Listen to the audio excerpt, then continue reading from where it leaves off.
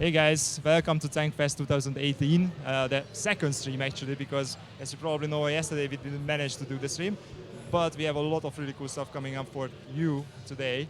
I'm sitting here with Max Chuvalov, Global Publishing Director for World of Tanks. Hey everyone, nice to meet you, nice to see you. So we are going to be talking about, first of all, Tankfest, and then we are going to talk about some really cool World of Tanks stuff, right? Yeah, here we brought some interesting, some new stuff, some answers to the questions that community has, and we had a chat with community contributors, we had a chat with audience here at Tankfest, disclosing some new stuff, talking about the maps, about upcoming Polish line, about Frontline. Many questions were asked, so we want to share some of them with our online community as well. But before we go into that, what do you think about Tankfest? Because this is your second time as far as I know, right? Yeah, second time in a row, and I enjoy it a lot. So I love so many tanks on the move, reenactments, and a very big merchandise area where I spend all my money for anything. You can find all the crazy stuff in here, and definitely you can communicate with players. I just 10 minutes ago I caught grown-up guy. He was with us from closed beta, and he told some stories from back then, and it was very nostalgic. So very nice to meet such guys here. I've been coming here for like 4 years. First I came as a contributor, and then later as wargaming staff. And each year it's getting better. I know this sounds like really like the marketing talk, but it actually is getting better because the museum is super good at doing these events, and I think they are getting better at it each year, and we are getting better at it as well. I think that this year it actually was really special because we did 2 days of contributors days, right? Yep, 2 days of contributors days, and actually they added a third day for Tankfest. So it means that it is growing and growing from year to year, and it amazes me all the time. I think it's one of the best, one of the biggest museums in the world with a very good experience. As a tourist, I enjoy it a lot. Mm-hmm. So as you guys probably can see in the background, this is still going on, and Tankfest is nearing its end, but it's still, I think, a lot of fun for people. Like a couple of things, just so you know. For example, we have stage activities this year, which we didn't have last year. People could just come in, play the game, which is already cool in itself. But now we actually provide you with some kind of entertainment as well while you are watching. So there are a couple of really cool activities that we are going to do in the future because we tried them out and it was really, really fun. I'm pretty sure that we are going to have some really cool videos for you later on about that. Okay, but that's about Tankfest. And you know, Tankfest, one of the best things about Tankfest is that you can talk to people. You can talk to the players, you can talk to the contributors, you can talk to the developers, like for you, right? So let's take advantage of that and let's talk about Frontline a little bit, right? Okay, let's start with Frontline. I hope many of you have tried it. It's it was online in May for over than a month, so it's kind of huge and long activity that we did, and actually it paid off. We consider it one of the best performing gaming modes that we ever released to production servers. We received a lot of positive feedback about Frontline, I think. First question that everybody raised was, can you maybe talk about why it was a game mode and it wasn't actually a permanent one? Definitely we wanted to test it. First of all, some of you guys who helped us joining the sandbox servers during the last year, it was a proof of concept. We understood that this gameplay can live, we can work on it further, and it's very interesting and appealing to our audience. And next step, as many of the players notice during such game events, we test new mechanics, we test much different gameplay elements. We also test how big maps are performing after 1.0, because it's the hugest map we ever had. It's 9 square kilometers. It's like 9 ordinary maps, and definitely we were very interested to get the statistics how it performs on production server after the graphics update. So it was one of the crucial points, and we didn't have enough time to work on the meta so much to implement it on a constant basis. So it was a very good trial for us, and got us a lot of data, a lot of information, a lot of feedback that we can work right now to bring this mode back to the game. So it's coming back at some point, right?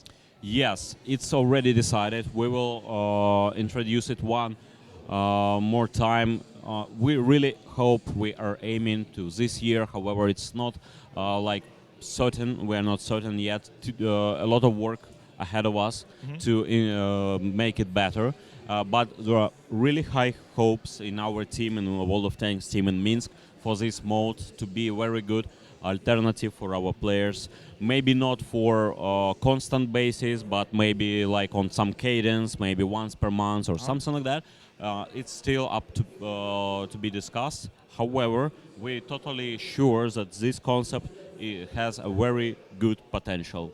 Okay, that's awesome to hear because I think that a lot of people have been asking this on the forums, and we were talking about Frontline. They said that we hope that it's coming back. Now we actually know that we plan to bring it back at least, right? Yes, yes, we are working to improve the mechanics. We are working to improve the optimization on the map.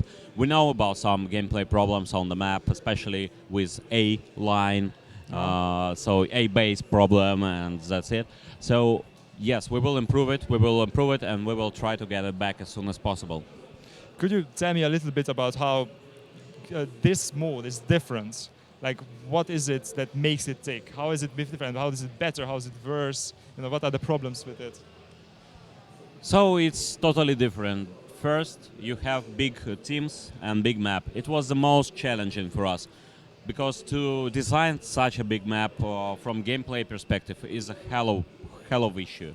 Also, this map should be optimized. You have double the team size, double the vehicle numbers on the map, and a huge map. So it really loads the processors. It really loads the memory of video card, etc. So we want to make sure that this map is playable for all the majority of our community.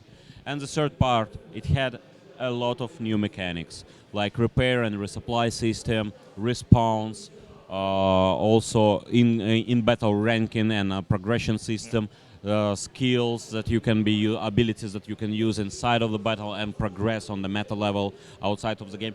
All of this, I think that's the most the biggest amount of mechanics we launched at the same time in any given moment. So yeah, a lot to analyze. However, overall, all of that worked. So definitely bits and pieces we need to improve. Maybe more transparent rules, how the minutes are given to the teams, what is overtime, etc., etc. So some small details. However, in general, mode worked perfect. It was much more positive emotions after the battles. Yep. Players didn't suffer so much after losing a battle because you had a lot of damage, you had a lot of shots, you had a lot of gameplay. You had the response, right? Yes, response. You can punish the one who killed you, so it brings a lot of joy to every player, definitely. So it's a right direction, and we want to improve it and bring it back anytime soon. But we still have to fix a couple of issues, especially the optimization, I would say. That's one of the major that's points. Right? number one priority, and the team works on this map at the moment we are speaking. So to make it much better, and optimization and gameplay is the focus for our map design team. Okay, that's awesome to hear. So, guys, you heard it. Frontline is coming back. We are planning to bring it back as soon as possible, which is really cool. The second topic I wanted to address with you, because that's one of the major things that's coming up, I think, is Polish tanks. Right? This is going to be the next branch that we are going to be adding to the game. So we already shared some information about it, but you are very heavily involved in sharing that information as well as bringing the tanks to the game. So can you tell us a little bit about the Polish tanks? Yeah, the main concern with Polish line was always the top vehicles. That's why it took us so long to bring it to its final situation, to its final form and shape. So we gathered a lot of information. We had a lot of candidates for low and middle levels. However, for top tiers, it was super difficult. It was super difficult, and I can answer why. Because we didn't want to make some kind of clone nation, like some part of Chinese, some branches of Chinese tech tree. So we want to make it unique with its signature gameplay, and the vehicles should not be just the copies of something players already have in Soviet line and German line and Czech line or some mixtures of that. So it took us some time. However, we're really close to introduction of the Polish nation. It will happen somewhere late summer, and it will have 10 researchable vehicles and 3 classes inside of it. So it will start from light tanks and move to middle tanks and end up as a pinnacle of heavies. And this nation has its narrative. So players will understand which gameplay they will get to when reaching the next tier. So it will not change dramatically, and it will be logical for players. So So that, I suppose that means that, let's say you are playing a medium, and that medium is going to be a little bit like a heavy, so that you are prepared that when you get the heavy, it's kind of the same kind of gameplay, the evolution of that gameplay, right? yeah, mediums will not be super fast. They will be with average speed. However, they will be better armored, and they will start to have the signature of this line, very good big alpha strike. Okay, and which tanker do you think would be? I mean, obviously Polish people are going to be Polish players are going to be super interested in this, right? But who would you like recommend this line to? So, top of this tech tree will be something like super heavy, but much more compact and a bit more dynamic. So it will be, if you like to play super heavy tanks, you will find this gameplay. However, your hull will be much lower, much smaller, which will protect you from arty, which will protect you from blind shots or from TDs as well. The turret will be massively armored, so you will be able to play based on the turret, and depression angles will be good. So it will be very good for players who know how to use landscape, who know how to play ground on depression, ridge lines, hills, this kind of stuff, right? different maps, and who love huge alpha strike, who know that it's very hard to realize your DPM constantly, and they know the good timing to have a shot, to get a good aiming and have a shot, and know how to use that. So I think those players will love it. Okay, so it's basically for me because I love using my ridges. Like that's awesome. Can you talk about a little bit how we actually came up with these things, right? Because you mentioned that you didn't want to create a clone line. Obviously, we don't want another IS3, T54, or something like that. Just clones of previous things. So how did we actually find these things? Because I know that this is an important question for many players. Yeah, so first off, we had many different candidates for first levels, for tier 1 to 4, because there were many things which were mass produced. Actually, the line, it was more logical to start it with Renault FT17 because it was much massively used in Poland. However, we didn't want to introduce one more Renault FT17 in our game, so we started with original Polish tanks. It was really easy to find these 4. However, starting from medium tanks, we were using more prototypes and single build vehicles which were not entering mass production at all. And when we are moving to top levels, top 3 tanks, they are design projects of engineers and even graduates from engineering institutions, young talented people, and they were not even produced in wood or metal, definitely only existed on blueprints. So it was a very huge load of work for our historian guys to actually go to Warsaw, to actually go to Poland, to other like museums and archives to find these design works of these engineers, and then to try to understand how it could be put in our game to get a very good narrative how this tech tree would evolve, taking in account if it continues to develop.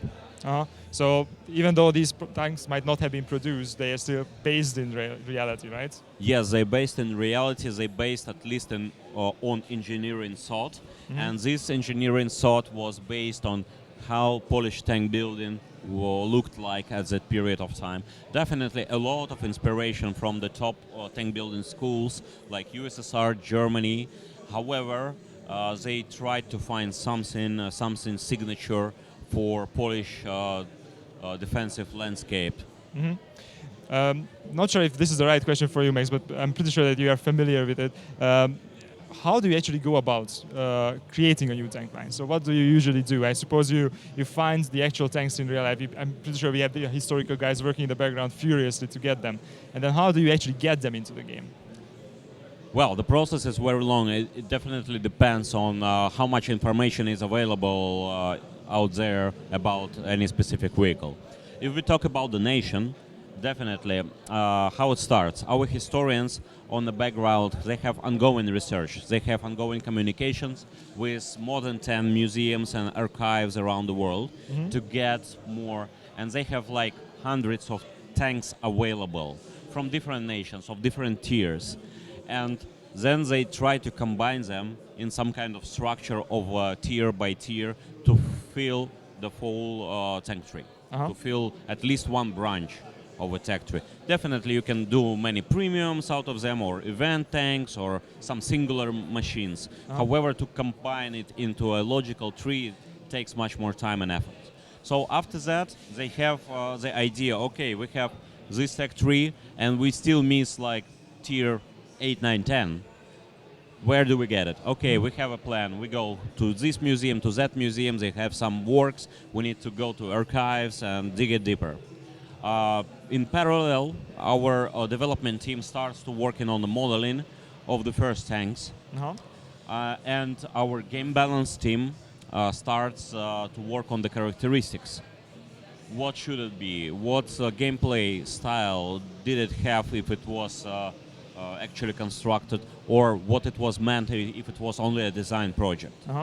And in parallel, those teams work. And when we have the first prototypes from modeling, from 3D modeling team, even without any texture, just some kind of low polygonal models, but with armor and architecture, we start first test. We start to see how it behaves. And after that, when we got we have the first like set of characteristics for tanks, and we start to do internal testing, and then involve super testers to have a bigger scale test, and we have a better picture.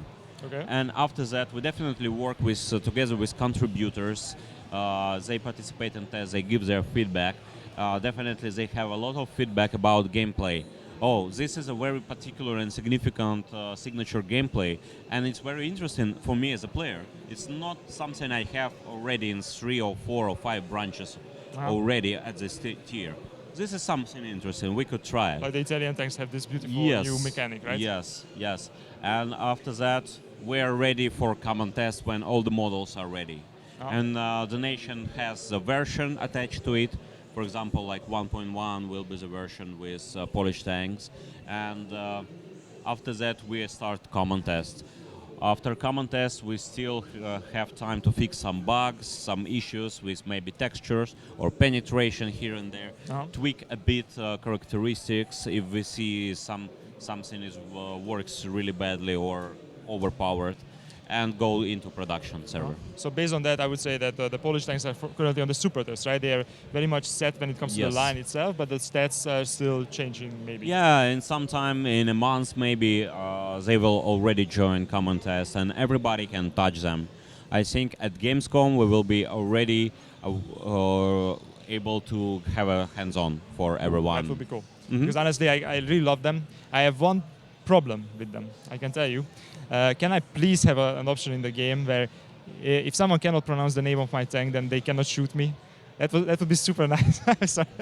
I think it will be super OP. Yeah, exactly. That's why I'm asking. Because I looked at those tanks. Unfortunately, they have very nice numbers and like short designations as well. But they also have really long Polish names, right? Yes, yes. It is TP 8 tier is TP Markowskiego. So you can actually pronounce it. Yes, TP. Can I dare you to pronounce on the 9th tier it will be TP 50 Tiszkiewicza, and on the 10th it will be TP 60 Lewandowskiego. Okay, do you actually speak Polish, or is it just your best approximation? No, I'm from Belarus. We have really common languages if you dig deeper. So it's easy for me. Okay, because I looked at them, it's like, it's very similar to the name of my producer who I work every day with. I still cannot pronounce his name. So I'm pretty sure there's a lot of things that we can do in terms of engagement about pronounce the name of this tank correctly. A Polish person is going to judge you, and if you get it right, you're going to get a bonus. Yeah, score. special battle mission. Exactly. That would be really cool. Okay, so Polish tanks are really close. It seems that we might get a hands-on at around Gamescom. That's really cool. Yep. I'm pretty sure there's also a map attached to that, right? Because usually when we release a line, there's also maps coming. So let's talk about maps a little bit. Okay. Yeah. Let's do. We have a lot of content prepared for the end of this year, for second half, and definitely along with Polish line will come the map. Right now we're still discussing how it should be called, etc. Some small bits and pieces. It's gonna turn out at the test as well to fine tune it. However, it was inspired by the area of Studzianki. We didn't take the exact photograph or actual satellite picture of the village Studzianki Pancerne, the place where the big battle took place, due to gameplay reasons. However, we've taken the area nearby, quite famous, and right now we're finalizing the gameplay on the map. There definitely will be much more open space, which our medium tanks, fast mediums, and light tanks will love. The gameplay, for some people, it could resemble a bit Prokhorovka. However, it will have much more buildings and structures for heavies to hide from artillery. So it won't be such painful even if you are riding a mouse. So that actually sounds like very good for Polish tanks, right? Because you have Rangers, but you also can go there with a heavy. Yes, there actually will be a lot of landscapes that they can use, taken into account. They will have really armored turrets, so and very good depression and gun elevation level. So it will be a lot of opportunities to play on heavies, especially on Polish heavies as well. And you told me that because we had contributors days, as you said before, and we showed this map to our contributors. You also told me that we are going to be able to share the presentation that you gave to the yes, contributors. Yes, definitely. We will share it with everyone, so you will see the first drawings of some maps that we are preparing right now, with some commentaries, what zones are for which tanks, for which gameplay. So that's cool. Yeah. So guys, watch out for our contributors sharing this with you, and obviously we are going to be sharing it as well. But I guess we are going to give it to the contributors first because they're really excited about this. So what else is coming? And when is this coming? Because I assume the Polish tanks are coming at Gamescom, around Gamescom, for the test at least. I suppose the map is coming at the same together, time, right? all together. They're coming all together.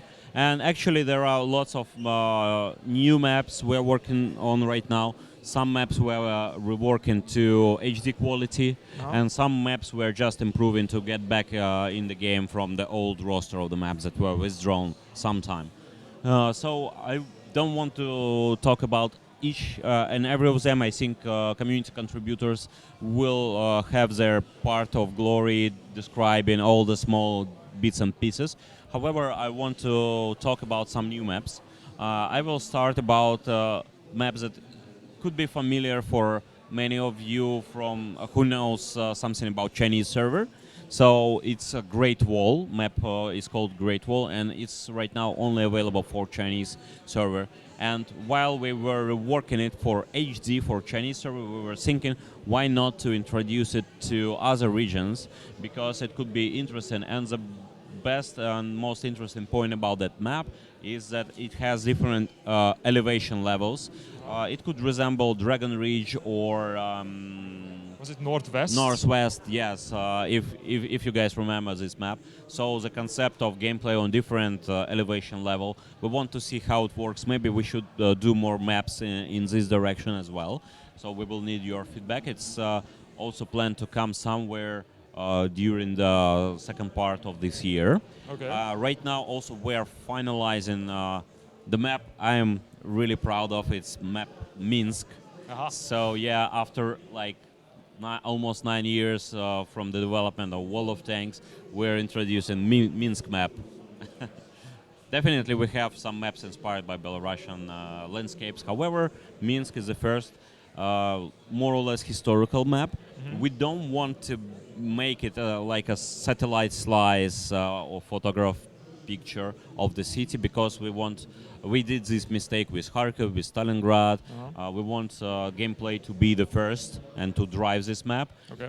However, we will keep some historical iconic objects on the map or places like Gorky Park or Victory Square and the famous circus of Belarus. So some of you who have been to Minsk, you will definitely know where is this building from.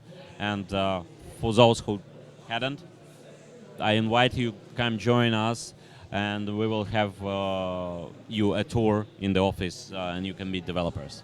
And if not, then you can at least have really good battles on the streets of Minsk, right? Yes, definitely. Okay. I asked you about how tank lines are being built. Like, can you go a bit into details about the maps? Because I assume that it's just as difficult to create a map out of nothing, basically. It's maybe even more difficult than to create a single tank. Definitely, it takes much more time. So the maps right now we have two directions. So one of the direction is to rework some more maps to HD because in 1.0 we came out with 29 maps. We thrown some away. We reworked some of them like Erlenberg Fjords or Fisherman Bay a lot to make them much more appealing and fair. And right now we're working on both directions. First is to introduce new maps. Second is to rework maps that disappeared with 1.0 to HD quality and reintroduce, such as Pilsen, for example.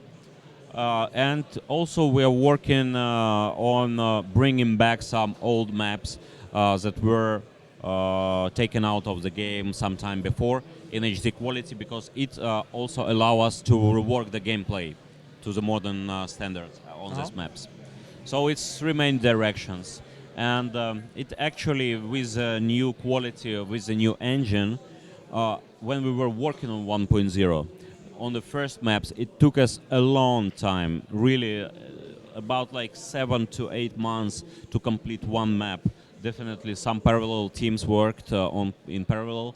However, with this new technology, it allows us to make much bigger, much more sophisticated maps with a shorter time. And with each map we introduce, our designers and our developers, they control and use this technology in much faster with much more functionality. So it gets better and better, faster and faster. Okay. However, yeah, it's not the fastest content that we can it's produce. One of the bases of the game, right? You actually have to have a really good map to fight really good battles. Yes, and then you have to pass a lot of iterations with tests, because as situations, for example, like with Fjords, showed us that even common test, you cannot really believe the numbers, because many players are just playing for fun and they playing completely differently in production. Some of them just came to shoot some gold ammunition and they don't do it in random battles. So you really need to check all the statistics, and only on production server we can understand how it is played in reality. Sometimes you actually have to and sometimes, right? yes, we need to try and make some amendments. So sorry for that, but we really value your feedback, your support, and your ideas about how the new maps should look like. And we are actually gathering it very busily. Yeah. Actually, it's a question that I'm interested in. Is it easier to create a new map, or is it easier to rework one, or is it the same? Actually, it takes the same time. The same time. It actually takes the same time to create a new map rather than rework an old one. So some of them, they're getting completely obsolete to this point of time. So if the map was removed like 4 years ago, so right now, some players can remember with very good nostalgic tears, oh, that was the perfect map, and they removed it. But if we bring it in the same state as it was right there, it will be completely different right now. So it's very good nostalgic feelings. However, a lot of work needs to be done. So while we're researching which maps did we have and what could be done right now if we take it from the shelf and rework it with HD, is it like hopeless or is it potent for the current situation in World of Tanks? So the amount of time is completely same for new map because all the maps in 1.0 they were reworked from the scratch.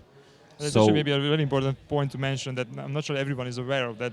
You cannot just take a map from the old SD client and then put it into the HD one because it's a completely different engine, right? yes, it was completely the reason why we didn't keep all the maps and half of them were HD, half of them were SD, because new technology, new engine, and it wasn't backwards compatible. So it was like from PS3 to PS4. You have some remastered games, but you cannot play the games from the. And to remaster a game, if you do it properly, like The Last of Us or something like that, it takes huge amount of time because you need all the technology is new. Definitely, it has much more opportunities, but you have to rebuild everything from the level design perspective. You have to take this map and build it from new. Definitely, you know where the objects are, etc. But the efforts you spend are the same. So do I understand this correctly that this is basically handcrafted? So it's not like I take a map from the SD client and I There's run no an algorithm? No, it's not Ah. converted automatically or using some kind of algorithms. I see. It was completely reworked, hand-picked each map. So can I also assume that because when we introduced the new maps, right, we had 21 maps, if I remember correctly, right? So all of those maps were basically handcrafted for that client from the old ones, but they were actually new maps. Yes, every Right. map, every object was put by hand by our game designers. Every tree, everything was recreated as it was. That's why gameplay changed significantly on only few maps where it needed to be changed to be improved. However, the rest of the map they play uh, not completely, but very similar. Definitely, when you have a big rock with like 100 polygons and now you have 1,000 polygons in it, it's very hard to just stretch it because the amount of pixels just will not match the figure, It's going to be etc. out of Yeah, place in the new yeah, map it will be completely out of place. So we made completely every object from scratch. And that also means that sometimes if you couldn't actually, like, I assume that if something is much more detailed, then your line of sight might slightly be altered because of this, right? And I think this was one of the reasons why sometimes it was a Yes, bit different. we tried a lot. We spent a lot of time to get the same gameplay points, the same like bush, the same rock. I remember I can shoot from this side, near the rock, near the house, and in this small location. And we tried to keep as many of them as possible. However, you don't have like an automated algorithm for that. You have to, okay, we have this template of the map with this. Is this shooting opportunity kept? Okay. Is this shooting opportunity stays? Okay. And you have to check manually everything on the map to make sure that everything stays. And knowing that, I think it's actually super impressive what the guys actually managed to do. Yes, in the yes. So some maps are pretty much equal to what they were before, however, completely new level of details End. Okay. and immersion. So I'm not going to grill you more about maps, but one question. So I know that the Polish map is going to come at Gamescom. Can you give us any kind of timeline for the rest? You also said that Minsk is coming around the same time, right? Yes, also we are preparing the map Berlin. It will come a bit later, maybe middle autumn or late autumn. We are working on the map Pilsen to rework it in HD. We are reworking Kharkiv. We are working on highway map as well, but it's on quite early art stage right now at the moment. We're working White Park with it's a map in German setting. Ooh, I haven't seen that in a while.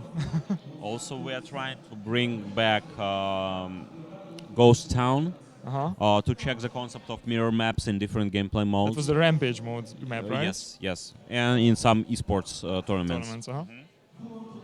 So there's going to be a completely mirror map if everything goes according to plan. Yeah, we will see how it goes with that. So if players love it, maybe we can introduce it even in random. And I think that's pretty much it. Great Wall from China, we're bringing it in HD quality. And also we are working on the map province as well to improve it because we're not satisfied with the quality. And maybe we will limit it to a certain tier of tanks if we see it's necessary. So yeah, a lot of content.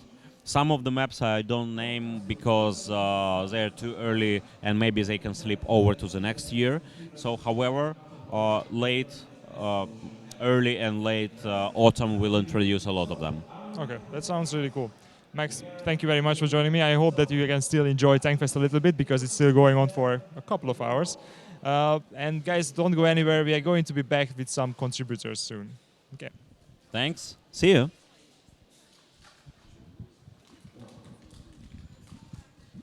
And guys, while we are to talk to you a little bit about what we did with contributors.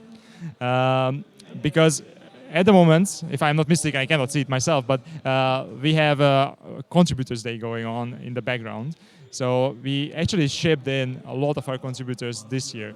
Usually what we do is for every Tankfest, since I have been doing Tankfest, I think that was 4 years ago, we always get some contributors there for Contributors Day, which is 1 day before Tankfest.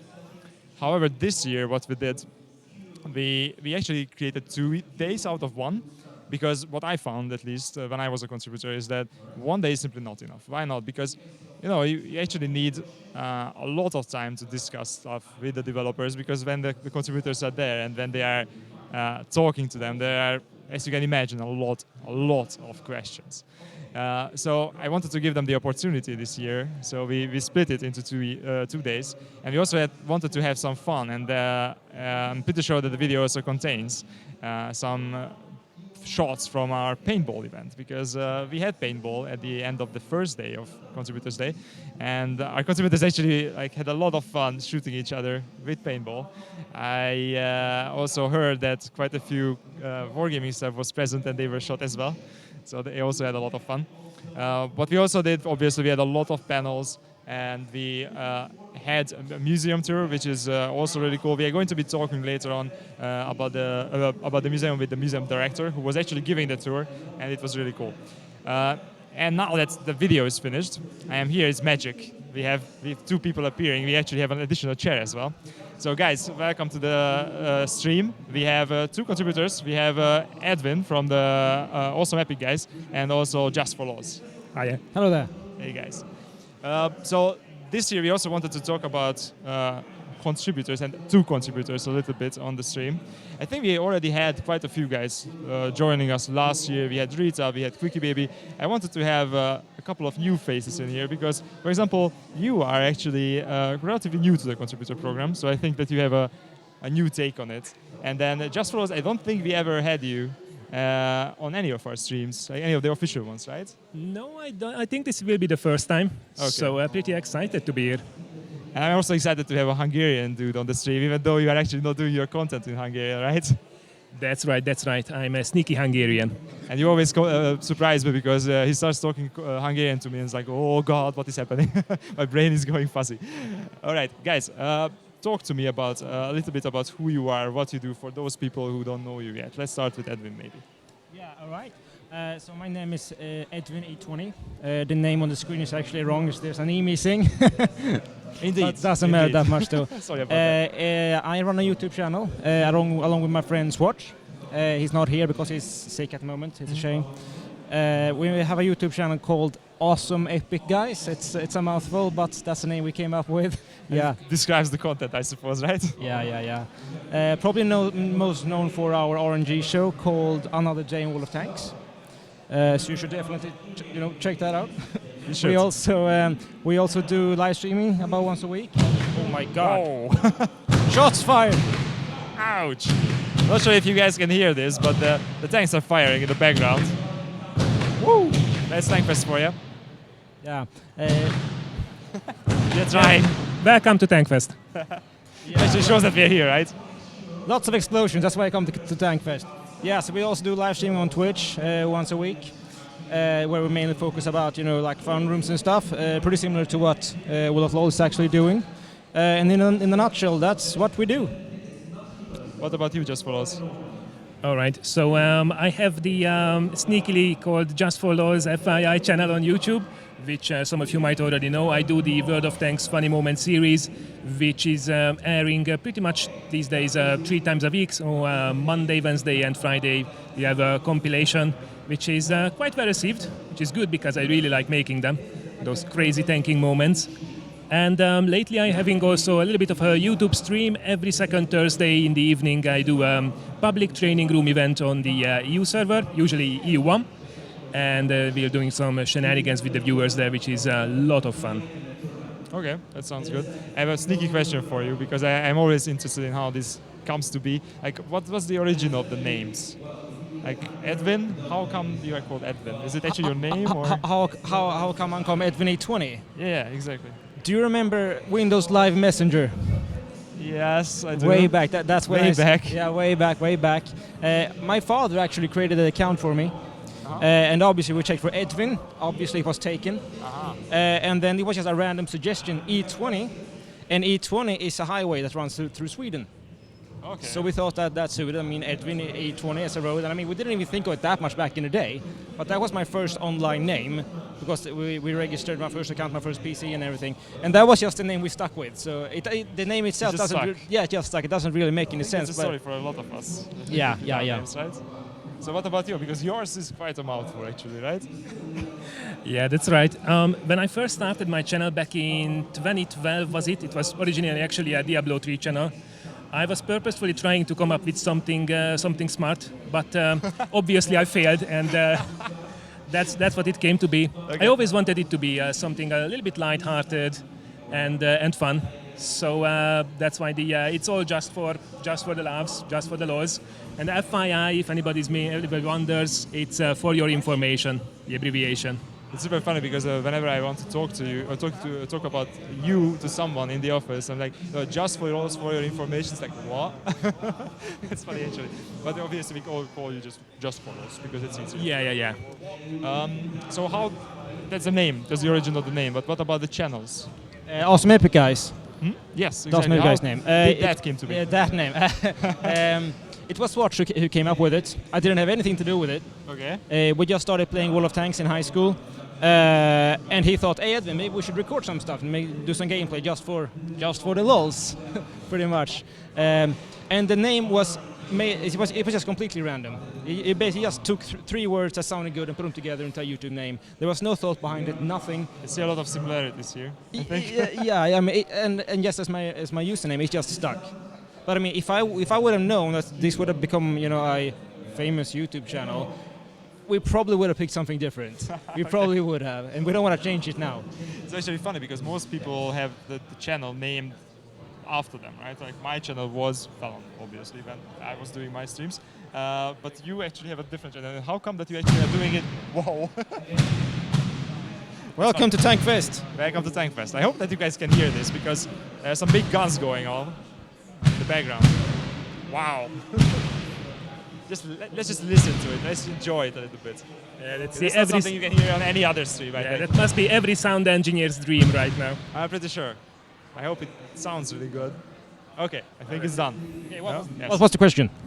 So the question was, how come that you guys are doing it, the 2 of you, not just 1 person? Because that's the usual setup, right? Yeah. I mean, that's what makes us pretty unique, I think. And the reason why we're doing it together is because we started playing World of Tanks as a platoon. Mm-hmm. So I think that was way back in the days where you couldn't even platoon 3 of you. So with me and Swatch, we played together. So all the content we uploaded was him and me playing together. And that was also something that just stuck. We just kept going and we were friends. I mean, we're still very good friends. We meet a lot. And so whenever we do a video, we do it together.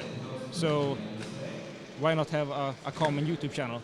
And we have actually occasionally been thinking about maybe we should have one unique channel per person, but that would only split the view base in my opinion. And I think people remember us and they know us because we are that cute little couple who make World of Tanks videos. That's cute. Yeah. Awesome. What about you, Just for Us? So how did your channel came to be? As I mentioned, I started originally with Diablo 3 and then kind of gone on a break, left it for about a couple of years. And then suddenly I did start to hear about from my son about this game that he always played, World of Tanks. What It was the hell your is that? son who It was actually my son. So this time it was the other way around. That's interesting. Okay. I have to check it out. What kind of craziness is sucking him into? And I tried it out, and I've been playing ever since. And I started to watch others who were already making videos about the game, so Jingles and Quick Baby and all the others. And I would like to be part of this. I had my own ideas, and 2018, here we are. I have a pretty stable channel at the moment. Already surpassed 75,000 subscribers, which is not bad for someone who is making all those crazy moments. And well, I can't wait to more. I have a lot of plans how to evolve further, and should be a lot of fun. Okay, that sounds really cool. So let's talk about Tankfest a little bit, because we are here at Tankfest, right? Have you ever been to Tankfest before? Nope. I was here actually last year was my first year, but I was here with my son just to see the tanks, just for the roaring experience, which was awesome. But this is the first time that I'm actually here on stage with you guys. That's true. I can see that you always have this excuse, right? My son made me do it. That always works, right? Damn, busted. That's really cool. So, because you are like a Tankfest virgin, if I can say so. A Tankfest virgin. Thank you very much, Phil. Yeah, that's a good description. That's So true. you have a fresh look on it, right? Like, how is it? How is Tankfest? Because I have been coming here for years, so for me it's like something familiar. But how is it for someone who has seen it for the first time? Well, I have seen a lot of it on YouTube and on Twitch, and I've been reading a lot about it, and I've been meeting people who have been here, and my expectations were sky high when I got here. And for like the first time in my life, the reality actually exceeded my expectations. I mean, Tankfest is literally like a tank orgasm. That's true. So if you're interested in tanks or World War II history, or both of them for that matter, this is just amazing. So I mean, World of Tanks is. Tankfest. It's a 10. Both are like. World of Tanks as well. I mean, obviously. Okay. What did you like best? About Tankfest. Yes, you can actually say Contributors Day, but you can tell about the best, talk about that stuff as well. The best Just a little hint. the best thing about this entire trip, apart from meeting people, is gotta be going to the Sentinel tank and touching the machine gun port. Okay, I hope that's completely PG-13 though, right? It's not so family friendly, right? Okay. But yeah, that's gotta be the best part. We all love those machine ports. Actually, it's one of the best things about Tankfest for me as well. Is like, I'm not sure if you had the same experience. not about machine port. No. So like, you have this expectation. Like, you have a tank that you really like in the game. Let's say you have the Cromwell, and you have this idea how big the tank is, right? They are bigger. And you go up to them, and sometimes it's the opposite. Sometimes you're like, it's huge. You go up, it's like, it's not that big.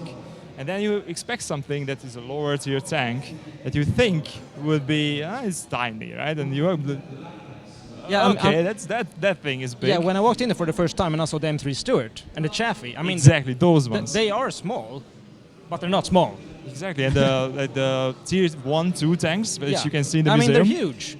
They're just huge, right? Yeah. And when we walked in the first day and we saw the Jag Panther, it's a monster. Yeah. And in my mind, in World of Tanks, my Jag Panther is a decent, half alright tank destroyer, not too much. In reality, it's a freaking beast. Yes. And then I hadn't seen the King Tiger yet. Exactly.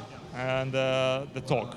A Tog. Because the Tog is a beast. Yeah. Like, it's huge. I think that was the second tank I saw after the Sentinel. I rushed to see the Tog. So, what's your favorite? Quick question. Ooh, that's a tricky question. Well, from all the displays, I have to say I'm really excited to see the new ones, the Renault FT and the B1, which are actually in a working condition. So they also roll them out in the arena every day. That's pretty amazing. From the static collection, I mean, it's just crazy to stand next to a tortoise. It's, that thing is huge. That's a beast. Pretty sick. And the Tiger collection that they have here with the Tiger 1, obviously Tiger 131, the famous one, and the Tiger 2 versions, it's they are just so impressive, so good-looking tanks. Very German. very, very, very German, as we learned in the museum tour. Okay, so you trickily evaded the question and listed several of them. So I want to have one. Tell me the one favorite that you have.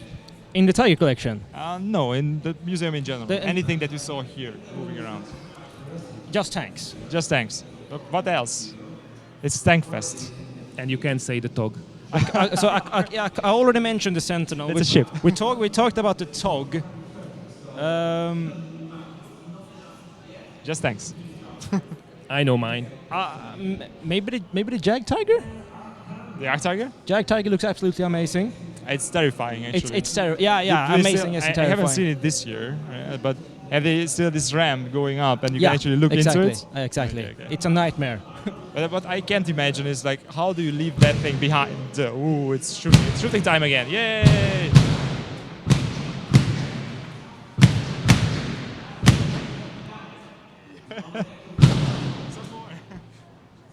Awesome. So this is one thing I can't imagine. They just keep going. I can even see the explosion from here in the reflection of the glass. That's Those are the flashes, right? Oh, they are sky pigs firing. That's it. All right. Because just so you guys know, like we are sitting here in the booth, the wargaming booth, which is in the conservation area, which is right in front of the arena, right? Let's call it the arena, right? Where tanks are running around and they're shooting, reenacting stuff.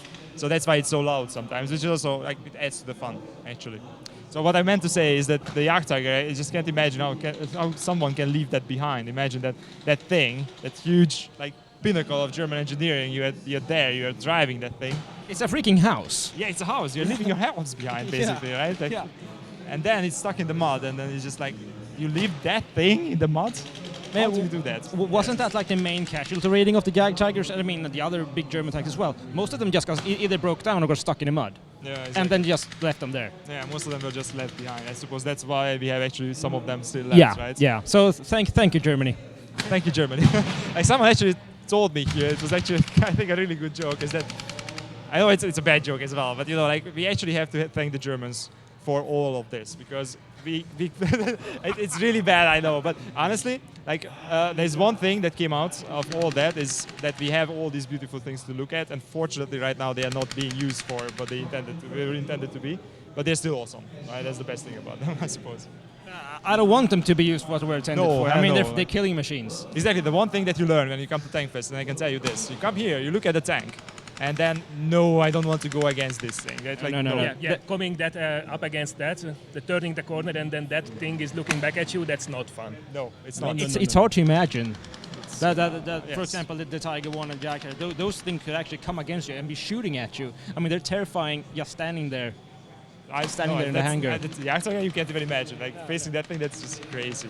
I mean, World of Tanks is a game, and World of Tanks is really good. But in reality, you don't want to go up against the tank, right? That's also one of my favorite parts from the. You guys probably heard the presentation from the museum director, Richard, right? Because he's always instructing us when we come here, obviously, because Tankfest is a dangerous place, right? You have all the tanks rolling around, so you always have people watching you from the museum stuff. There are cordons being built, you know, that you cannot actually cross the road while the tank is rolling. But the first rule of Tankfest is don't get killed by a tank rolling over you at Tankfest, obviously, right? Because it's super inconvenient for everyone, especially you, when that happens. And it can happen because Wasn't that like the first thing he said during the first day? Don't get killed by a tank. That was the first thing the director said, wasn't yes, it? that was it. He always says that. It's a really good thing that he says that. The other thing that he says is that you can try to go up against the tank, but you're not going to win. Unless The tank will be fine. Exactly, the tank will be completely fine. Unless No you- scratches. unless you are in an even bigger tank. That's true, but that's not going to happen here unless, I don't know. All right. I mean, we actually came here with a tank, like Wargaming did. Like the B1 was actually brought here from France, and it works. I still don't want to go up against basically anything else here because everything else is bigger than But that. the B1 sucks. That's why, Yes, that's but why it's it's got still premium cool. matchmaking. Yeah, it's still cool, right? Yeah, of course it is. But I mean, like in game, it's not very good. So tell me, what was the? Let's talk about Contributors Day a little bit. I know that some of the things that for now at least you cannot talk about, and we are going to share with you the stuff that you can share with the guys, and you are going to know everything at some point. Don't worry. But what was your favorite thing about Contributors Day? Because I organized it. I hope that you liked it. No, it was great. I mean, for me, the best thing was hearing all those panels with the developers, which is always interesting stuff coming out. But the one thing that really stuck with me is, especially with Paul when he took over, is to really hear all this stuff that's happening in the background from a real player. Because that doesn't always come true.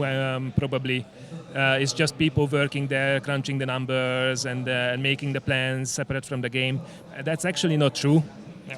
And when he talked, you could 100% feel that he is an avid player, an avid tanker, a tank collector. He's one of us, and that's great to hear, because then the way he expressed himself, that was the same things that we discuss between us as players.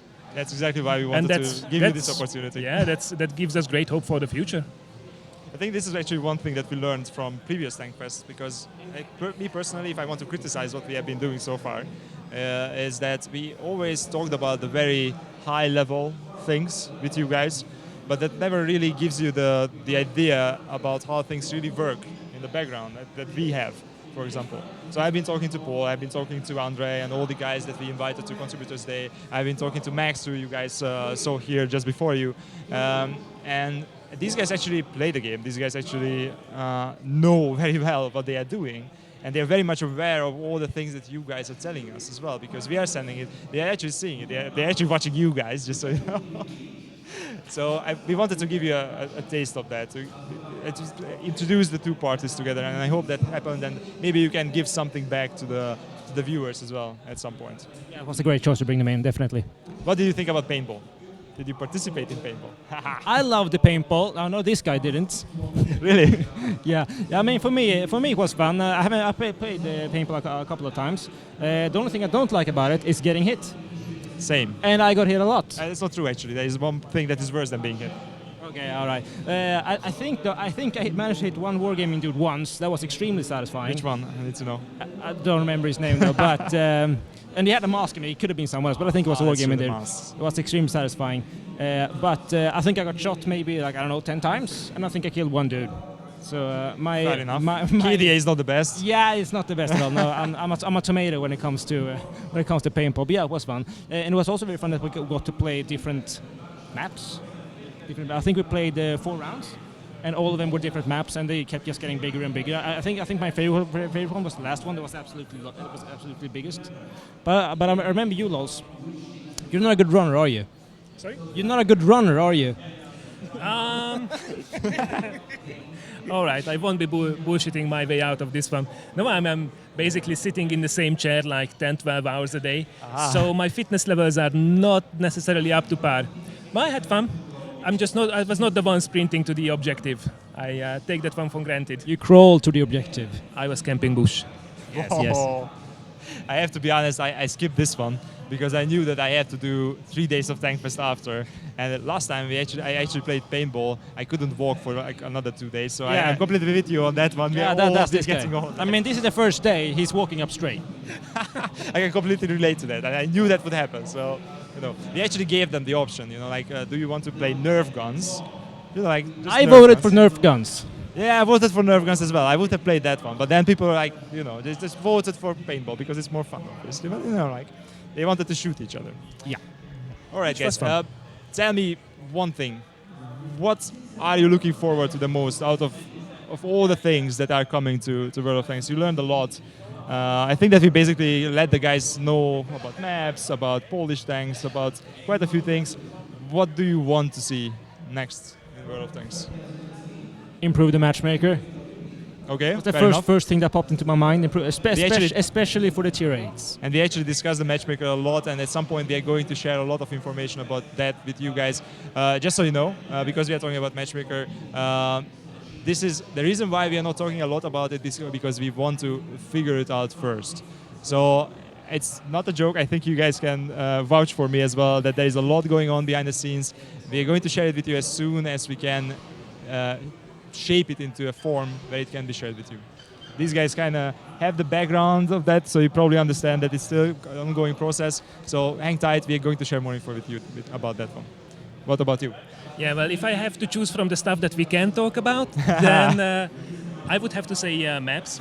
There is some really good stuff coming our way, and I'm really curious about the new map designing strategy, how it will come to effect, how it will feel like to roll out on those maps that are now being pushed to basically finalized. So I know a lot of people. Everybody was really hoping for HD and to see all the maps, even the ones which have been a little bit left behind, to come to HD. But I know that there are a lot of people out there who really would like to see some new maps, and Yes. well, that wish will come true very soon. Me personally, I'm kind of surprised that you guys never mentioned Frontline, because for me it's still Frontline. I know it's not very new because it just came to the game, but I think that's just great. I mean, of course, I'm a bit biased because I go to the forums and someone is like ranting about how good that is. Like, okay, I like Frontline a lot. Yeah, I mean, I love it. I absolutely love it. But there were certainly some points which needs a little polishing, which is the reason why we don't have it right now. I think there's a really good reason behind trying to optimize it more, work on it a bit more, and then share it more and more with the players as it goes along. Okay, guys, thank you very much for joining me here, and thank you very much for coming for Tankfest, because I think that's one of the best things about Tankfest, right? That we can actually talk to each other, because we can always talk about stuff on Discord and Skype and all the different channels that we use, but like meeting face to face, it's a bit different. Yeah, right? in my opinion, meeting all the people, even people you don't know, has probably been the best part about this entire event, of the tanks. Yeah, that's my reason for coming to Tankfest, because I saw Tankfest. I can always see something more because they always make it bigger and better. But the best thing about it is just to talk to people. You guys, the players, everyone basically. It's really cool. So thank you very much once again. Thanks for having us. That was See you around. Like and subscribe. Bye-bye, guys. And while I'm going to wait for my... Oh, don't worry, guys, you can go. Thank you very much for joining me.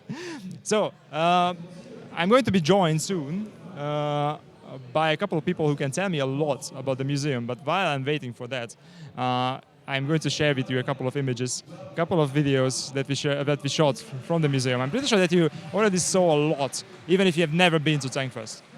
But we have a couple of really cool new tanks, like the one that you can see, I think at this point is the B1. Which is really cool, and maybe you can also get an idea about how big the event is if we just run you through the whole thing. One of the best things that there is some shots going off once again. So I think one of the best additions that we did this year is that we always had a big booth. We always had a lot of people queuing up and then playing the game and getting goodie bags, which is one of the best things that you can do with tanks.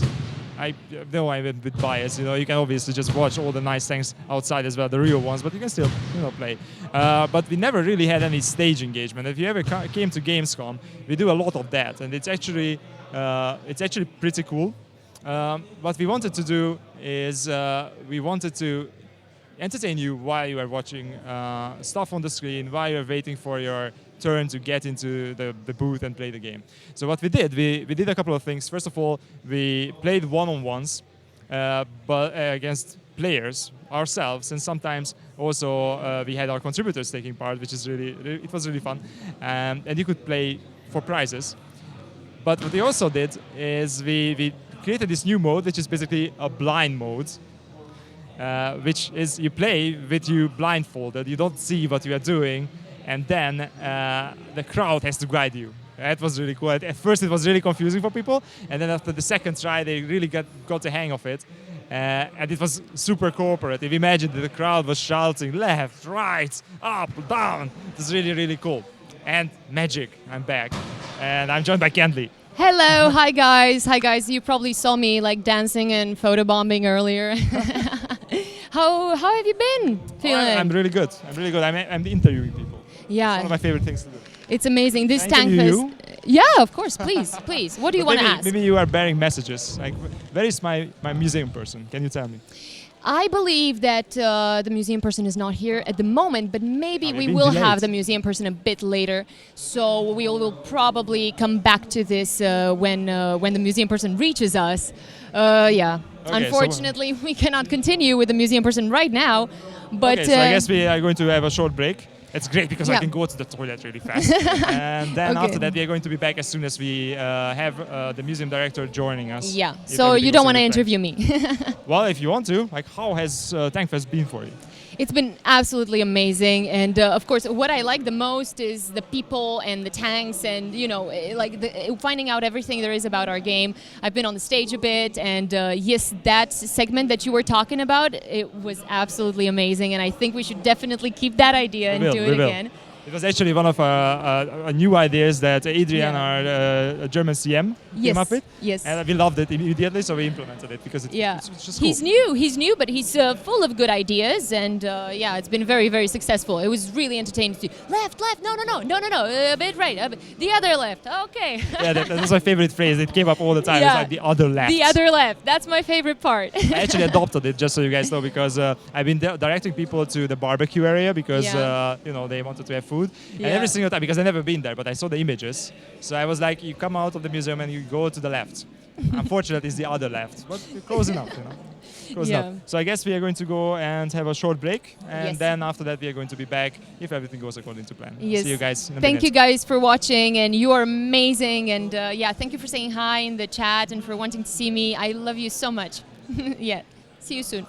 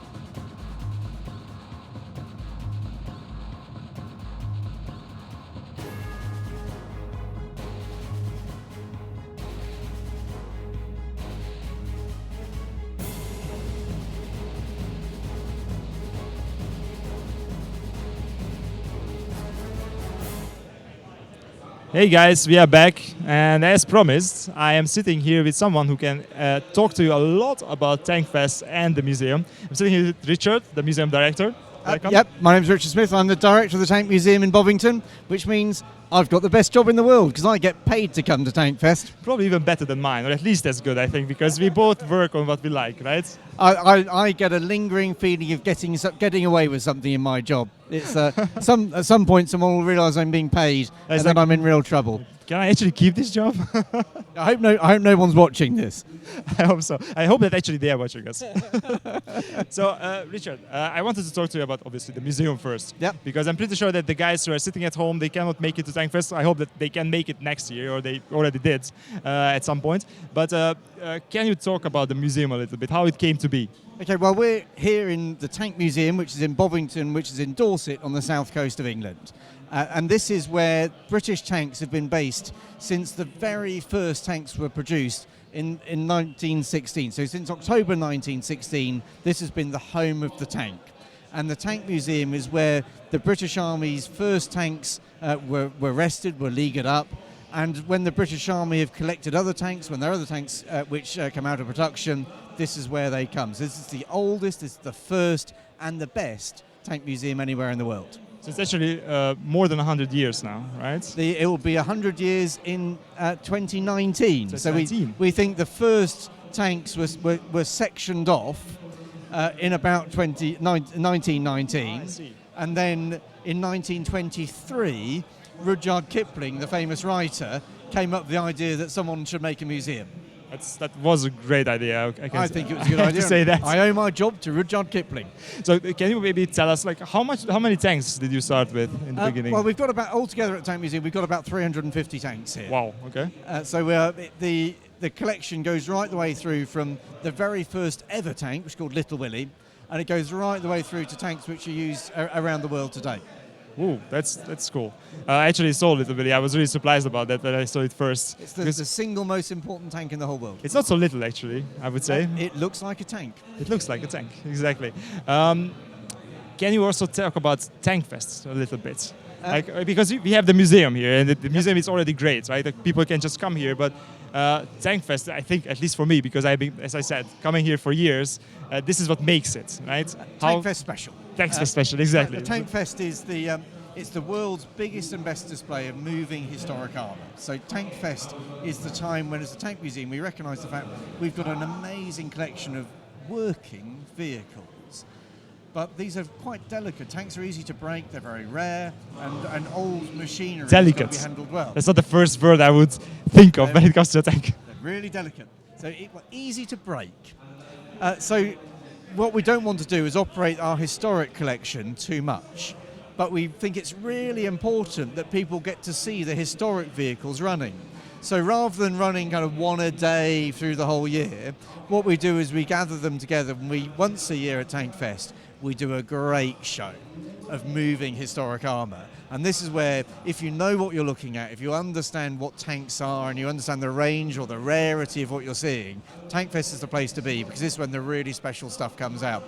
And over the last few years, the other museums around Europe have been great in recognising the fact this is a terrific venue, and they've been lending us vehicles. Wargaming helped us this year move a Sharpie 1 over from France. Our Belgian friends have lent us a JS3. The Dutch Army have bought all sorts of things, including a Leopard 2. And we've got a range of private collectors have lent us things. The Weald Foundation have bought an FT-17 and a TSF. We've got some wonderful stuff here. So if you want to see moving historic vehicles, there is no better place anywhere in the world than Tankfest. And I agree. I have been to a lot of tank museums because of my job, and I can. You're a lucky man. Yeah, I am actually. But I think that this is still the best. I could without any. You don't need to convince me. I know that we are sitting here at Tankfest, but it's just true. That's true. How do we actually make it happen? Because I'm pretty sure it's really, really complicated to get all this together. It is. Tankfest, next year's Tankfest has already started in the planning. So it's the last weekend in June 2019.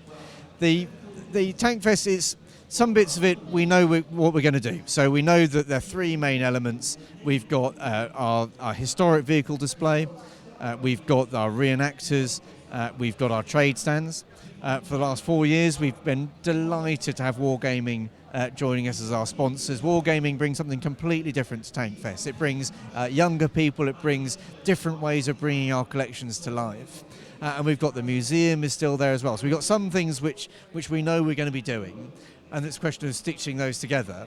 And more over the last few years, it's been a question of identifying particular vehicles around the world where if we're going to bring something in, we're trying to pick out what we'd like to see, which is where the JS3 and the Sharby one came from. And for our own collections, we're identifying, well, of the vehicles we can run, which ones we're going to run the following year. We want to make sure we're not using a vehicle too much. Sometimes we're going to be looking at a vehicle and saying, well, we've got all the pieces for this vehicle. Is it sensible to look at operating it? If we're going to operate it, then taking a tank from not operating to operating is a job that takes months or years rather than days or weeks. Okay. So there's a lot of work goes into Tankfest. This is a year-round job. It's also a huge logistical problem that needs to be solved, right? Yeah, that's a big challenge. Over this weekend, over Friday, Saturday, Sunday, we've had 22,000 people visit us. 22,000 people mean 22,000 people's worth of food, 22,000 people's worth of merchandise, 22,000 people's worth of lavatories. You've got to park them. There's a big operation, and what we want every one of those 22,000 people to have a great day out. But people don't come to the Tank Museum all that often. The average distance people are travelling here is 100 miles to reach us, or 150, 160 kilometres. About 3,000 people this year have flown in from overseas. They're not going to come here next week. We want them this to be a really special day out. So we want every single one of the people come to go home thinking, wow, that's something which I'm going to treasure for the rest of my life. I think that everybody remembers Tankfest if they ever I come. like to think so. But you guys also do something really cool, I think, that I really like. Even if someone cannot come to the museum, even if someone cannot come to Tankfest, they still have a chance to watch a YouTube channel, which is really, really cool, right? And last year, and I had a quick look a couple of weeks ago on YouTube, just looking for Tankfest 2017. There are at least 2.5 million views of YouTube videos from Tankfest 2017. So we have about 20,000 people physically came on the day. 2.5 million have had a chance to see something that moved there. And again, we're an area where World of Tanks, the wargaming community is tremendous, where the YouTubers who come here, they take our stories and they tell them to millions of people. So here at the Tank Museum, what we do is we tell the story of tanks and we tell the story of the people who serve with them. So the YouTubers, the wargaming community, the media, they all help us do that better. I think that we also talked about this right before the interview. We had a little chat here, and I think it's really nice how we have this cooperation naturally. You know, like there are people who play the game, but they are not necessarily into tanks at the time, and then there are also people who are into tanks, but they are not necessarily into the game, and then they just learn about one or the other while they're coming to Tankfest. Absolutely, right? And we're part of everybody's journey. Not everybody's journey. My journey started with building plastic models, and it ended up running the world's best tank museum. Not many people are going to take that journey. But everyone's got a journey, and sometimes that's an interest for a couple of years, and then they become interested in something else. Some people are going to become lifelong lovers of military history. Some people are going to like artillery. But why they would like artillery, I don't know. But some people would like artillery. But we're part of that journey, and by linking people together and sharing enthusiasm, sharing our interests, we can take people. So a kid who might be playing a game, well, if he reads a book about this subject area, we've done our job. If he watches the TV documentary about armour on TV, if he watches one of the excellent tank chat videos that you can see on the Tank Museum YouTube channel, you should.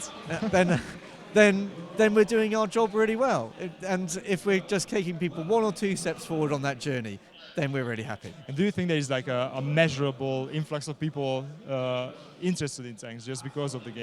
Yeah, absolutely. World of Tanks, for instance, has become one of the really important entry points into our subject area. So when I was small, I used to play with plastic soldiers and make plastic model kits. And that was how loads of people like me became interested. The kids today are playing video games, and World of Tanks is a great game, and therefore the kids want to play it. But they get the opportunity to see so much more in a video game than they ever could with a plastic kit. So a plastic kit, there might be 40 or 50 different types of kit that you could have bought when I was growing up. Everything is in the World of Tanks video game. What we've found over the last few years is that we're here sitting in the museum's vehicle store, the Vehicle Conservation Centre. Behind me, we've got all sorts of vehicles. The ones at the back were the really obscure ones that we didn't think anyone would ever be interested in. So off to my left over here, or just to the right of the screen, there's some really obscure 1950s British prototypes, things like Conway that people had never heard of, people never cared about. And all of a sudden, over the last few years, these 13-year-old kids come with an encyclopedic knowledge of obscure 1950s British prototypes. The only problem is they expect me to know the same stuff. I haven't got a clue. I'm okay up until 1918, and after that I just make everything up. It's funny because I actually listened to quite a few of your tours because you were kind enough to grant it to our contributors, and you're extremely knowledgeable and you're super entertaining. Yeah, when I do a tour, half of the stuff I do on a tour is made up and half of it is true. Your challenge is to figure out which half. My favorite, there's one part that stuck to me. Like I think it was last year. We were talking about German technology and I think British. No, actually German and Russian technology. Germans, Russian. Well, what you see in tanks, what you see in technology, you see what different cultures value. So when you look at German tanks, if you look at a Tiger tank, look at a Panther, then what you see physically is that no matter what you're making, if it's a washing machine, a car, an aeroplane, a refrigerator, a tank, if you're a German engineer, big, complicated, beautiful, expensive, if it doesn't do those four things, you have failed. Exactly. The British engineers and the Russian engineers are different. The British engineers are trying to be brilliantly simple and preferably effortlessly brilliant. For a British engineer, if you have to try, it doesn't count. We're all trying to do something that's so simple that everyone else is kicking themselves. They didn't think of it first. So the tank is a British invention. All the technology had been there for 30 years. The British come up with something from nothing. We're really pleased. Everyone else is kicking themselves. They didn't invent the tank. The Russians, brutally straightforward. The Russian stuff has to do exactly what it's designed to do. If you make a Russian tank look attractive, as you get an attractive, beautiful Russian tank, the designer gets fired because he wasted his effort. Absolutely. My favorite example that you gave was that there is a chain, I think, right? There's the T-34-85 and there's a Panther, if I'm not mistaken, right? And you can compare the two chains on the side of the tank. And it actually gives you the exact impression because one of them is crude, the other one is beautiful. They do the same thing. You can look at the chains look at the chains closely on any Second World War tank. You learn a lesson. So the British tanks have got chains which are made of twisted metal. You can make a British chain with a trained gorilla. They do a job. They're just simple. They do what they have to do. German chains are beautiful. German chains are made with individually welded links. They're works of art. You could enter them into a competition, you'd win. But the German chains need a trained welder. They're really expensive. They do exactly the same job as the British chains, but they don't do it with any extra value. But they're great chains, and they keep German engineers happy. It's basically a chain test. So show me a chain, and I tell you who you are. But the masters of adequate is good enough are always the Russians. And that's why I love your tours, because you give these tiny details there. It's awesome, because you know your collection very well. Can I ask which is your favorite? I know it's going to be a really hard question. My favorite tank. No, I do have a favorite tank. My favorite tank is a British First World War Mark 9. So anyone who watches this video, look it up. You've probably never heard of it. No one loves it apart from me. It's a tank which, there's only one, it's here at the Tank Museum. It's rusty, you can see the floor as you look through the bottom of the tank. It's got no guns, it's ugly, and I'm the only one who loves it. And the reason I love it is, and to be honest, it's not even really a tank. But the reason I love it is that in 1915, 1916, the British invent the tank. It's a brand new weapon system, and it's a weapon system that remains part of every modern army. And it could have been a fluke. We could have just got lucky. But what the Mark 9 is it's the world's first dedicated armoured personnel carrier. And it's developed in 1918. It's only 2 years after the tank. So we developed one brand new weapon system that features in every modern army in 1916. And then 2 years later, in 1918, the British do it again. And this means it's not chance. There's something about creativity and the way the British think, the way the British work, that means we produce, in 2 years, two brand new weapon systems that 100 years later are still part of every army. That's interesting. So this is your favorite. Yeah. It's an interesting choice. Which one would be your least favorite?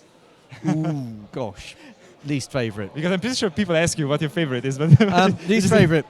Sadly, my least favourite tank is also British. Of course. My lead candidate for worst ever tank is a British Covenanter. The Covenanter is the only tank in World of Tanks where I think the authenticity was wrong. So it looks great. It's terrific. The Covenanter in World of Tanks looks tremendous. It's rivet perfect. It's beautifully modelled. The difference between the World of Tanks Covenanter and a real Covenanter is the one in World of Tanks doesn't break down. So the Covenanter was arguably the least reliable tank ever made.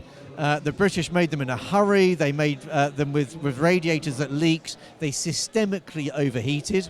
And we made 1,400 tanks that didn't work and never saw action.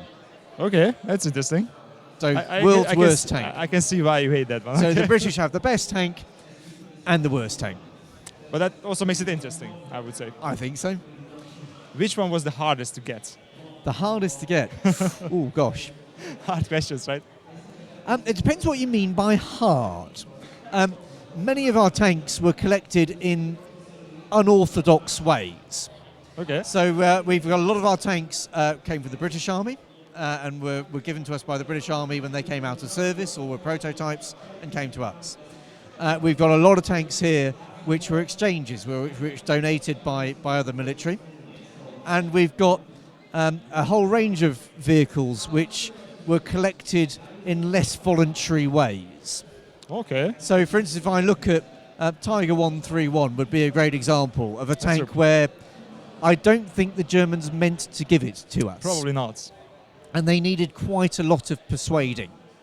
I suppose so. But actually shows some of the signs of that persuasion. Yeah, so right? I think Tiger 131 is probably the tank I can think of that took the most persuading to get the donation. Just from looking at the number of impacts on the outside, that took clearly a long process, which wasn't always happy.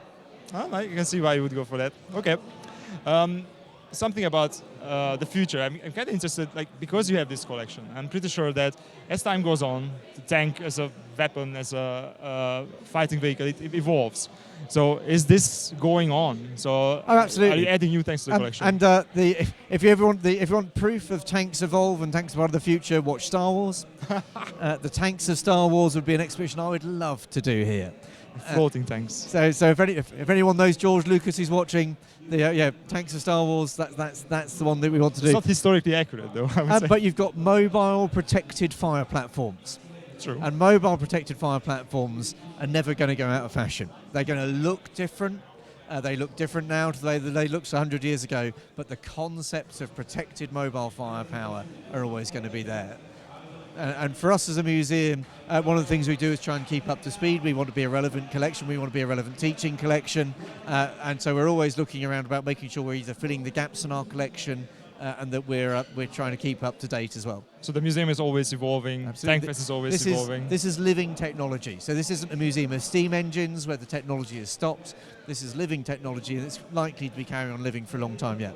And one of the best things, we were talking about this with the contributors, is that here you can see them peacefully, because I think this is the best thing about them, right? Because you don't want to encounter this while they're actually being used, but when they are still sitting here, it's beautiful. Absolutely. So, and one of the things we believe in here is that you get museums where you have artifacts which don't do what they're meant to do. And a tank inside a museum is a statue, where these are designed as machines. And again, what we see at Tankfest is that this isn't the difference necessarily between the stuffed lion in a museum and the lion chasing down an antelope. So a stuffed lion in a museum doesn't help very much in terms of explaining a lion to a kid. The chasing down the antelope, that involves shooting stuff. If you're in a tank, we can't do that. But this is a lion in a zoo or a safari park. This is a lion that people can see moving, people can hear it roar, people can smell the lion. You've got, the lion is alive and people can help understand it. So we do for tanks at Tankfest what a zoo or a safari park does for lions compared to a natural history museum. I like this reasoning. It's really nice, I think, because keeping them alive. I mean, they are part of history. I think it's really, really important to remember them and know them for what they are. And one of the reasons that we love working with wargaming is that here at the Tank Museum and at Wargame, we share a lot of values. Yes. We're both passionate about authenticity. There's nothing like the real thing. I'm sure someone's used that line before. But the real thing is really important. So authenticity counts. But we're also passionate about the fact that if you look about what it means to understand the past, what it means to understand things about war and about military history, that the more people understand about the past, the more people understand about military history, the less attractive war looks. War is attractive to the people who understand the least about it. That's absolutely and true. We're doing our job really well if we help people understand it and realise that war is something to be avoided. And the way we work with wargaming is the first step on that journey. And we might be a few more steps on that journey, but we all want the journey to go the same way. We want people to understand what the past means. We want to understand that if you know about war, you value peace.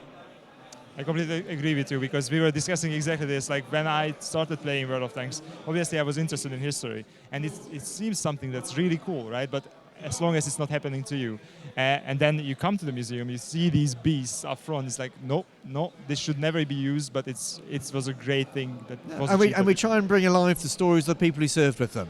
And these are real people. They're real people. They really mattered. They had families that loved them. They had hopes and aspirations.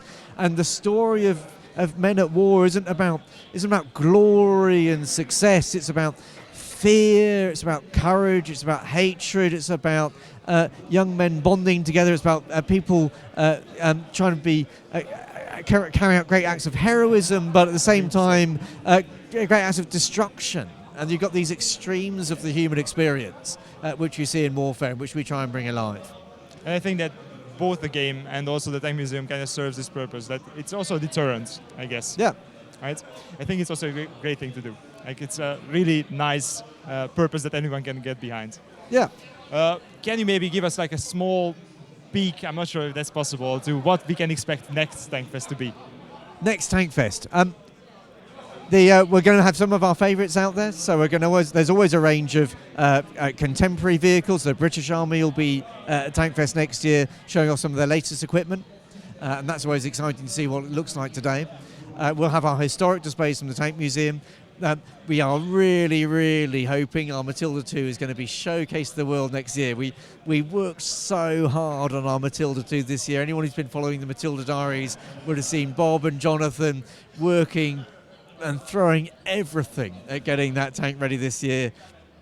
A week ago, that tank was running. They solved the problem, and 5 hours later, it stopped, and they had to call it a day. They'd worked 37 days straight with no days off, no weekends to get it working. So we know what the problem is. The Matilda 2. We know we can fix it. We've been corresponding already with some of the friends we've been working with in Australia who've got some of the parts that we might need, which we won't be able to copy. So I think, for me personally, the highlight next year is going to be the newly restored Matilda 2, which we were hoping was going to be there this year.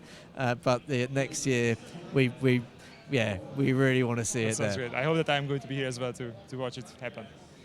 Thank you very much, Richard, for My joining pleasure. us. I think that this was really, really cool for you to see as well, if you haven't made it to Tankfest yet. If you can, in any way or shape or form, please try to come here, because it's really something that you need to experience if you like World of Tanks, if you like tanks in general. Thank you very much. My pleasure.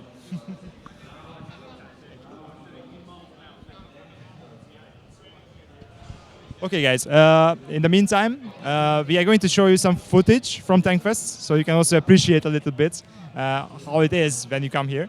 And I'm going to be joined soon by someone who can actually tell you how it is to serve in a tank.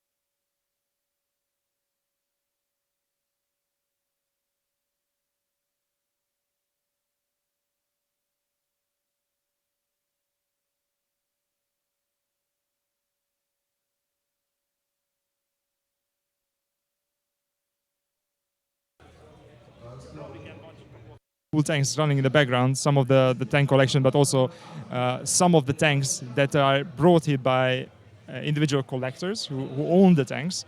You can see leopards, like British tanks as well, and now you can see me, yay! So the plan for the next couple of minutes is that I'm going to be joined by someone who actually drives tanks, right? Because I kind of want to know how it is. Like the only experience I had in tanks that I drove in a couple of them, just for fun, obviously, which is not the same as when you actually do it for real. But I also climbed into one, like a real T-54. I think it was a T-55 actually. I tried to make my way into the driver compartment, and because I'm not even exactly like tall, but I am at least like 180 centimeters, which, as you can imagine, it's not exactly convenient for a Russian tank. So my experience in a tank is that it's very, very, very tight, and it's not something that I could do myself. But it really taught me something about how it must feel to be in a tank. Now, those tanks are quite a bit different, and I'm pretty sure someone who drives the new ones has a little bit different experience, so they might not have to be like this big, but you know, it's still something that not everyone can experience for themselves. So if you have never been in a tank, maybe we can talk to someone who actually can tell you how it is. But not only that, but also how it is to be someone who works in a tank, right? Because this is also a lifestyle, I would say. You are in the army, you are working in a tank. The tank is your home for I would say long stretches of time when you are out and you're actually living in it, I suppose. So that's another interesting point. And there he is. Thank you very much for joining us. Can you? I think it should be. Let me check. Yes, you should be on. Oh, I'm doing very well. I wanted to talk to you about how it is to drive tanks. I was talking to the guys. Okay, so to drive a real tank, it's fun. You know, it's not like you can just get in a car, just drive along. There's techniques to do it. So if you go cross country, you can't just go in straight lines. You have to weave in and out. But a lot of people think, oh, I can just drive here, there, and everywhere. But it hurts. If you hit a big hole, it hurts. Oh, it's actually, you can feel it in the tank still. Yes, yes. So you can just go over, I don't know, a forest or something. Because you can kind of do that in World of Tanks, but not in real life, I suppose. No, not in real life. So in films, you'll see a tank plough through a wall with a barrel. You can't do that in real life. You'll knock the gun out of alignment, and you can damage the equipment. Okay, fair enough. So I just dropped you into this. Could you maybe introduce yourself so that the guys know who you are? Okay. So hi guys, I'm Sergeant Toby Popel from the Royal Tank Regiment. I've been in the Army 16 years and I'm a tank commander of the Challenger 2. Can you talk a bit into the microphone because okay, the directional one so that the guys can talk hear you? Guys, don't know how much that you heard, but Sergeant Toby Popel from the Royal Tank Regiment. Been a tank commander now for 16 years. I'm based here at Bovington as a tank instructor, so I teach all sorts of mechanical sort of subjects and driving to junior soldiers. Okay, can you talk about how you actually become someone who drives a tank? Say again. So how do you actually become a tanker? So to become able to drive a tank, our soldiers join up, they go through basic training, they come here to Bovington, which is the second phase of training. From there, we'll put them through normal car driving, and then they'll come onto the tank course. And then from there, we'll teach them how to drive and maintain a tank. It's about an 8-week course before they pass out. And how do you decide what position you take basically in the tank? So at the moment, what we do, we look at where we need soldiers, whether we need drivers or we need gunners. So they'll always start off one of the two. And then from there, they'll do that course, go to the unit, maybe get a bit of experience. And about after 2 to 3 years, they'll come back down here and do their second course. I see. And is it different? I mean, our game is mostly about World War II era and then the Cold War era tanks. I assume that the tanks that you are driving are very much different when it comes to the layout and everything, right? Yeah, so the Challenger 2 itself is a modern battle tank, whereas the ones back in World War II they were made quickly, so they don't have a lot of technical equipment on them. Whereas the Challenger 2 today is so advanced and so technical, it's, wow, it's a lot to learn. It's like a cockpit when you are in it, Yeah, right? exactly, yeah. So that means that you basically don't do one specific position, but you also can do other things at the same time, I assume, right? And you need less people most of the time in the tank. Yeah, so the way we work is we have 4 people in the tank. We're not like some countries have autoloaders with 3 people, with 4.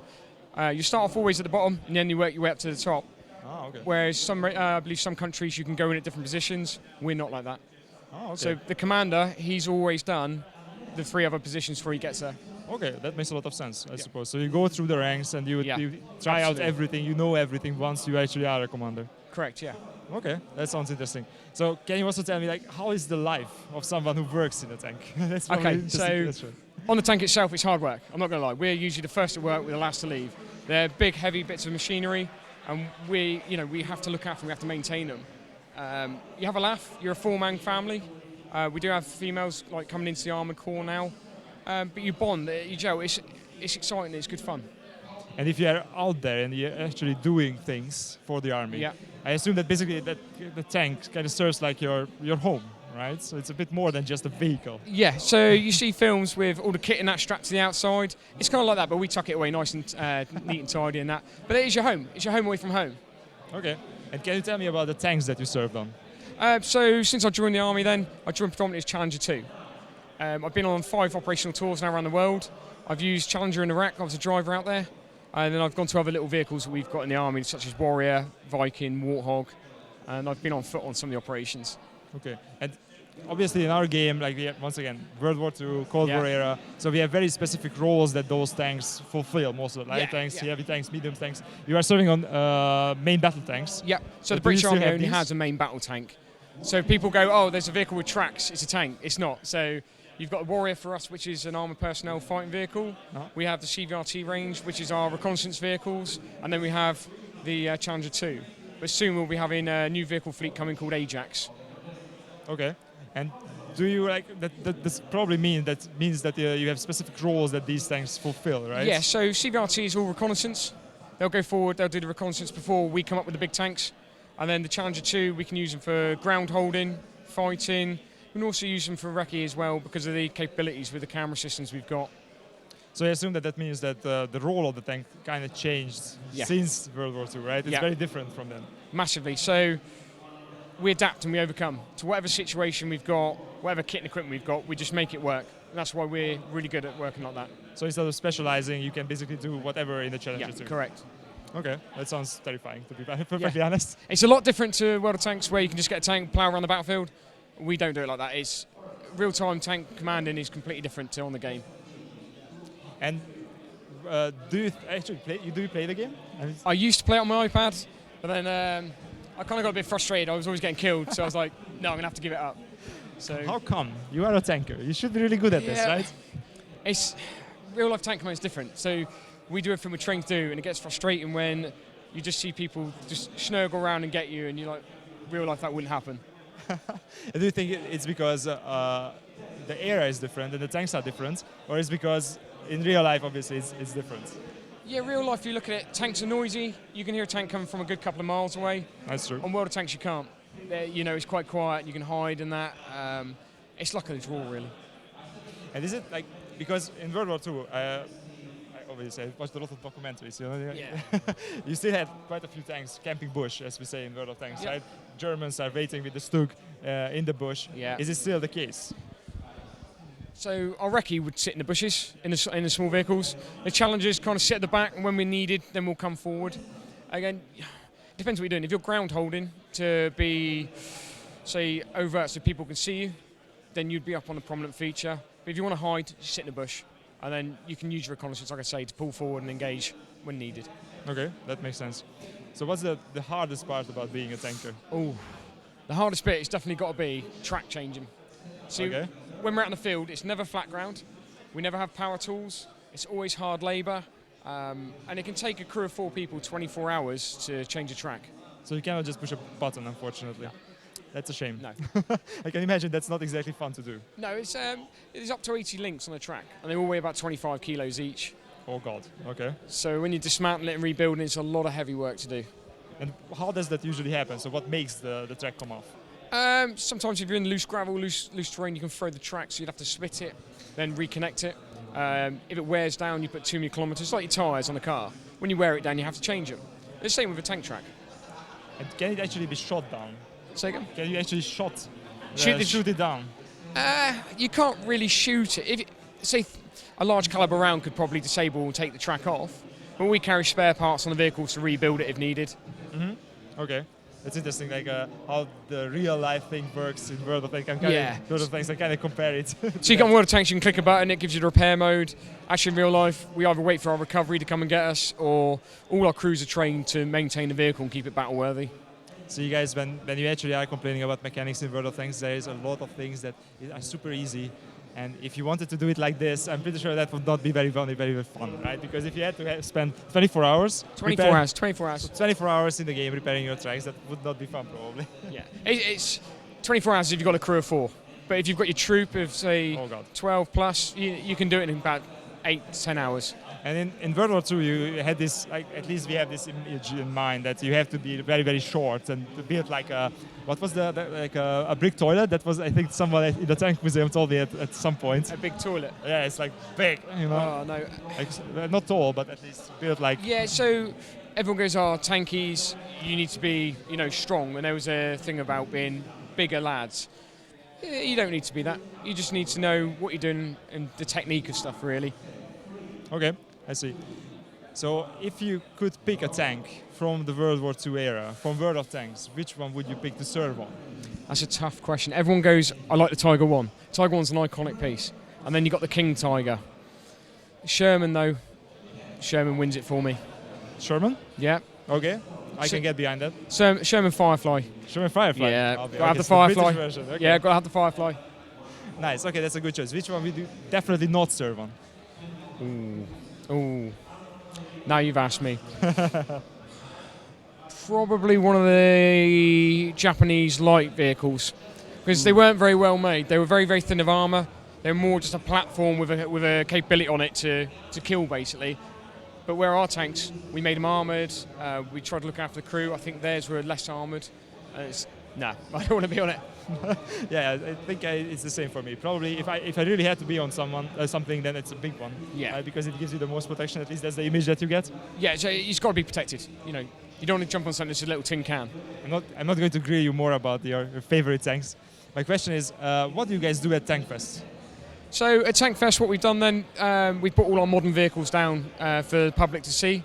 So usually the public see us on TV, but now they can actually come down and experience what vehicles we actually use. They can climb in, they can ask the soldiers down their questions. I've had a lot of people come to me and ask me about my experiences in the army. And then we put a mobile display on outside. We do a mock battle so everyone can see what goes on. And generally just put a smile on people's faces. So do you guys actually spend a lot of time in the Tank Museum in general? Yeah, so for my regiment, the Royal Tank Regiment, this is our museum, this is our home. So we come here a lot. So that means that every Tankfest you can be found here in the Tank Museum, I suppose. Yeah, pretty much. This Bovington Camp, the home of the Armour Centre, provides troops every year to support Tankfest. But I assume that the most modern vehicles you cannot really see, right? Because it's still a museum. Yeah, right? so we've brought down some really modern vehicles. We've got the Challenger 2, which is nicknamed Megatron. That's our most up-to-date vehicle. That's been out on the area today, driving around for everyone to see. I'm sure loads of people have smiled at that. Yeah, actually, it's terrifying for me, at least. I'm not sure. I mean, probably it's not so terrifying for you, but if you look at this thing, like the one thing that you realize is that something that big shouldn't be moving that fast. Well, it's 74 tons. Yes, but So how does it move so fast? That's a problem. It's got a big old engine in the back, big old diesel engine, and it's got a lot of power. The mobility is awesome. I mean, if we could actually have that in World of Tanks, that would be like the most OP vehicle ever. I'm waiting for the day you put Challenger on World of Tanks. I'm pretty sure a lot of people would love that, but then we also need the opponents for it, right? Oh, yes. It'd be nice to pitch a Challenger 2, maybe against a King Tiger, and see what it would be like. I would love that. That would be... Old versus new. So what do you think? What would happen? The armour on the Challenger is phenomenal. So I think it would be a hard match to beat the Challenger. Could you actually penetrate it? I don't think so, right? There's loads of people out there, I guarantee there's loads of people out there now going, oh, what's he saying? No, the Challenger, no, it'll be beaten. But I think you'd be hard pressed to put a round for a Challenger. I agree. I mean, the modern tanks, I mean, it's a very different kind of gun as well, right? Yes, it's a very different kind of shell. It's a rifle 3-piece ammunition shell. So that would probably go through the armor of the Tiger pretty easily, I suppose. Yeah. It's not composite armor like the new tanks, I suppose. So our armor's secret, but it will take a hell of a beat. Okay, I would love to see that in World of Tanks though. Who knows, maybe at some point. Maybe we can speak to some guys behind us and get them to do it. Maybe we can poke them. Yeah, we can get them to do it, I think. Okay, thank you very much for joining me. No, thank you. It was a pleasure talking to you. No, thank you. Cheers. You don't usually get to talk to people who actually drive tanks. No, not really, but you know. All right, all the best. Catch you later, guys. See you guys. Actually, no, I'm still saying see you. So that was it for us from Tankfest. I hope that you guys enjoyed talking to these people, because I think it's a unique perspective that you can get from the museum director, someone from the army who actually drives these tanks. Because we all love tanks, we play with them, but you know, to actually get the feeling what they really are, you have to see them in action. And you probably don't want to see them in action in real life, but you can see them here in the museum. And I think it's one of the best places to go if you want to just look at tanks. But if you cannot come here, at least try to look at some tanks around you, because I'm pretty sure there are museums all around having these awesome machines, and they're just really, really cool. Hello, Candy. Hello. I wanted to say bye. I was, I was writing comments. I was talking to the people in chat, and they all enjoyed our guests. And I ran here because I didn't want you to end the stream. Okay, this was absolutely amazing. I really, really enjoyed what they had to say. It's really cool to find out everything, you know, about the tank museum and how it was built, and really, really interesting stuff. But on the other hand, it's just a small section, you know, you cannot find out everything. But if you come here, once again, you know, I'm trying to get people to come into Tankfest. Me too. Then you can actually talk to these people, and you can actually get more information, obviously, because they're very, very willing to share all the information and all the things that they know. Yeah. So thank you guys for watching. It's really, really nice to have you here, and watch us next time as well, and come to Tankfest next year. Seriously, come to Tankfest. See you guys. Bye.